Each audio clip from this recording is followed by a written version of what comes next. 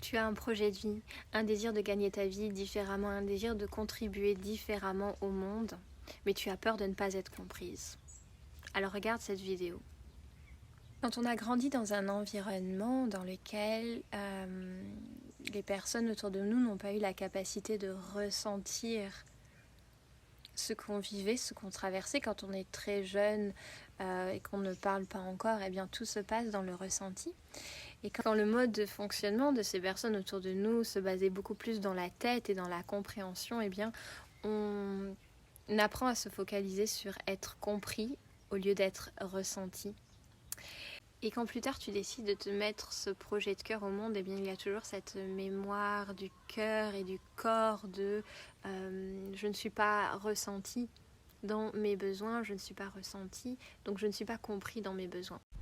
Et n'oublions ici pas le lien direct qu'il y a entre nos besoins profonds et notre projet de cœur, puisque quand on désire lancer ce projet de cœur, c'est toujours pour améliorer notre vie et améliorer celle des autres, donc répondre à des besoins qui n'ont pas été vus, entendus, ressentis dans le passé et dans le présent.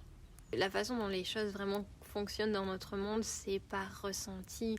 On achète quelque chose, pas parce qu'on comprend, mais parce qu'on ressent quelque chose grâce à ce qu'on achète. Donc notre projet de vie, qui est celui qui nous permettra de vivre aussi financièrement, eh bien c'est pas important qu'il soit compris, c'est important qu'il soit ressenti.